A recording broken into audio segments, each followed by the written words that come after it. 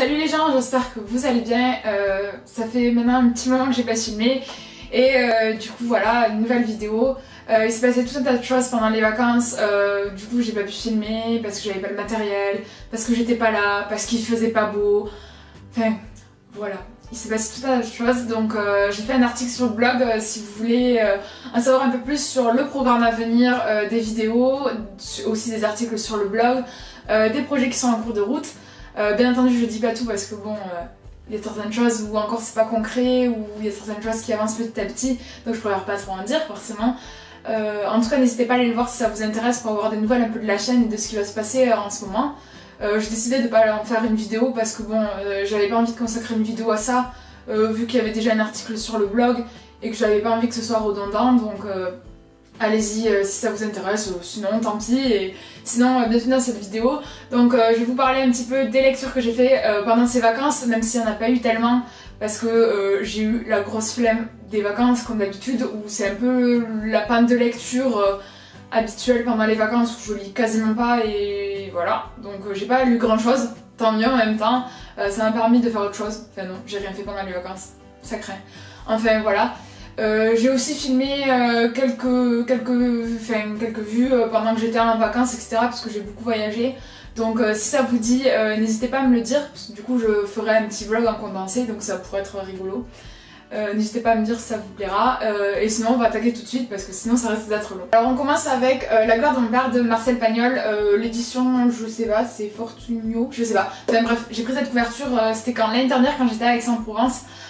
Parce que j'adorais cette couverture qui a été dessinée par Saint-Pé, donc pour moi c'était évident, je voulais avoir cette couverture et pas les autres éditions.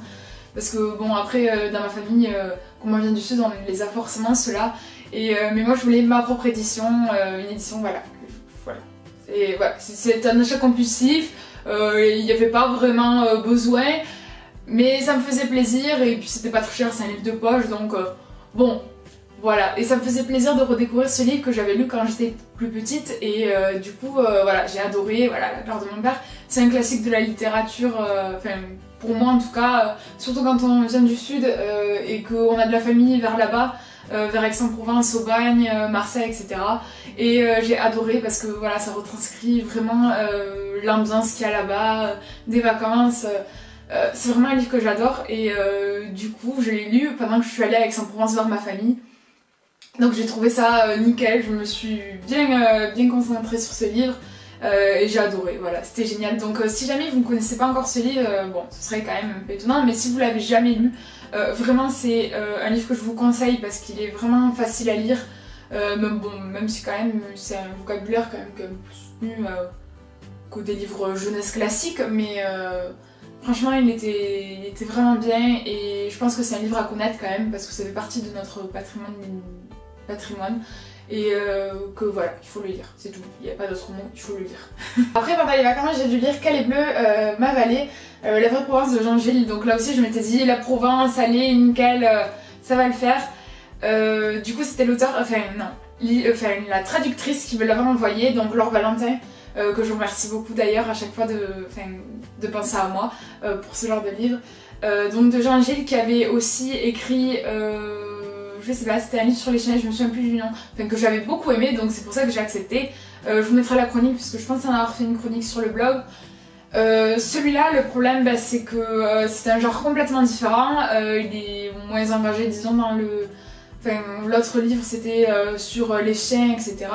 Là ça parle de sa vie dans la Provence, donc c'est un récit plutôt autobiographique, et ça l'a pas trop fait avec moi parce que j'ai eu du mal avec, pas le style d'écriture, mais disons que c'est très long et décousu, et il n'y avait pas vraiment de trame en fait. Elle raconte un peu ce qui se passe dans sa vie en tant que anglaise avec différentes origines, etc., qui est venue en France et qui s'intègre dans un nouveau pays, dans le sud de la France, etc., avec toutes ses coutumes, etc. Mais le problème c'est que c'est très décousu, très long. Alors même s'il fait que 200 pages, en fait je suis pas arrivée jusqu'au bout, je l'ai abandonné. Mais après je pense que c'était moi personnellement le genre qui ne me plaisait pas, alors surtout que j'étais dans une panne de lecture et donc du coup à chaque fois je ramais pour lire genre 10 pages. Mais je pense que vraiment il peut plaire à d'autres personnes, c'est juste que voilà, le genre ne faisait pas avec moi. Mais après sinon le livre en soi est vraiment bien, enfin Si vous aimez ce genre de lecture autobiographique où il n'y a pas vraiment de trame, il n'y a pas vraiment d'histoire au final à l'intérieur, je pense qu'il peut vous plaire. En tout cas moi je vous le conseille, même si je l'ai abandonné, voilà ça arrive. J'ai fait aussi un article sur le blog sur pourquoi abandonner un livre, comment le faire et qu'il faut pas avoir peur d'abandonner un livre, quelles que soient les raisons. Donc si ça vous intéresse, parce que je sais qu'on culpabilise souvent quand on abandonne un livre et c'est toujours un choix difficile à prendre. Donc n'hésitez pas à aller le voir si vous êtes souvent dans ce cas, voilà. Et du coup on va passer à la suite. Alors j'ai lu en tout dernier, donc ça c'est vraiment ma dernière des lectures, c'est La voleuse des robes de Natalie McEvans de chez Nil. Alors je l'avais gagné je crois en concours Twitter il y a bientôt très très longtemps maintenant. Et j'avais eu un peu peur parce que bon j'avais eu d'autres lectures, j'avais des services presse à lire avant, bon j'avais aussi le défi Babelio, etc. Donc j'avais pas forcément l'envie non plus de lire ce livre qui est quand même sacré pavé, hein, qui fait un peu plus de 700 pages. Hein. Donc voilà, j'étais pas non plus en forme, et puis je m'étais dit bon peut-être que le sujet me plaira pas, etc. Et en ce moment je m'étais dit bon oui allez pourquoi pas, il est gros mais bon il a l'air pas mal quand même, il me tente bien. Alors que pourtant j'étais en panne de lecture en plein été, la logique, nada, zéro, bravo, on aime, on adore.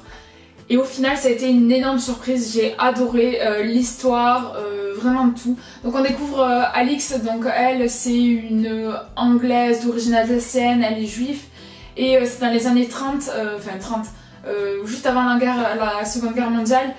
Et elle rêve de faire la haute couture, tout l'univers de la mode, de créer ses propres collections. Le problème c'est qu'elle a sa grand-mère à sa charge et qu'il y a aussi une sorte d'ombre qui plane sur ses origines, sur sa mère et son père. Et il va se passer tout un tas de choses, il va lui arriver tout un tas d'aventures. C'était un récit que j'ai adoré. Voilà, la plume, que ce soit, c'est hyper prenant, il se passe toujours 3 millions de choses et croyez-moi, les 500 pages sont bien remplies. J'ai adoré le personnage d'Alix qui est très fort, très courageux. Voilà, elle est extraordinaire. Il y a des hauts, elle fait des erreurs, il y a des hauts, il y a des bas. On passe vraiment par tous les sentiments possibles et toutes les émotions possibles et inimaginables dans ce livre. C'est vraiment un ascenseur émotionnel. Voilà, j'ai adoré, donc si vous avez toujours pas compris, c'est un coup de cœur. Voilà, donc c'est vraiment un livre à lire. Un livre que j'ai adoré et je le conseille vraiment à tous ceux qui ont envie d'une romance historique ou pour ceux qui voudraient découvrir le genre ou pour ceux qui aiment un peu la mode parce que vraiment les détails sur la mode, comment ça fonctionnait, etc. Voilà, j'ai adoré, c'était aussi quelque chose, j'aime la mode, etc. Et découvrir un peu l'ambiance de la haute couture, etc. à cette époque, je trouve ça vraiment très intéressant. Donc si ça vous dit, n'hésitez pas, franchement je vous le conseille. Et voilà, donc c'est les 3 grosses lectures dont je me souviens récemment parce qu'après... si je pars dans les lectures que j'ai lues un peu avant, je risque d'être pas vraiment certaine de l'histoire. Ça risque d'être moins bien, forcément. Du coup, je préfère vous présenter que 3 livres bien comme il faut. En tout cas, j'espère que ça vous aura plu. J'espère que vous aurez lu cet été. Alors n'hésitez pas à me dire si vous avez déjà lu ces livres, quelles ont été vos lectures de cet été. En tout cas, moi je vous dis à la prochaine. Bye!